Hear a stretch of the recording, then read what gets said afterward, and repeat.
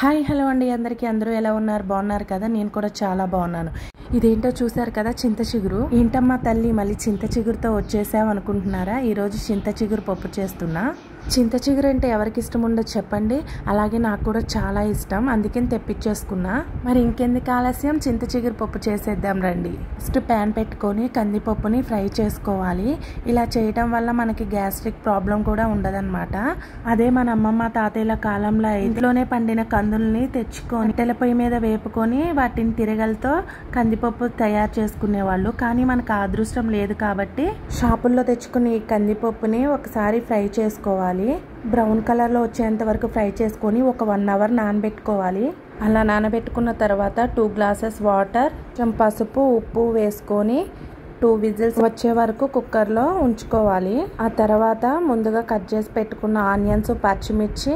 అలాగే చింత చిగురు కూడా వేసుకొని 2 విజిల్స్ వచ్చే వరకు ఉంచుకోవాలి గ్యాస్ ఆఫ్ చేసుకొని ఒక 10 మినిట్స్ తర్వాత ఒక అర స్పూన్ కారం వేసుకొని బాగా కలుపుకోవాలి ఈ పప్పుని పక్కన పెట్టుకోవాలి ఆ తర్వాత వేరే ప్యాన్ లో ఆయిల్ వేసుకొని వెల్లుల్లి జీలకర్ర అలాగే ఆవాలు కరివేపాకు అలాగే మెంతి పౌడర్ కూడా వేసుకుంటున్నా ఇందులో నేను ఎండుమిర్చి వేసుకోవట్లేదు ఆల్రెడీ మనం పచ్చిమిర్చి కారం కూడా ఎక్కువగా వేసుకున్నాం కాబట్టి మళ్ళీ కారం ఎక్కువైతే మా పాప తినదు అందుకోసమే చక్కగా ఫ్రై అయిన తర్వాత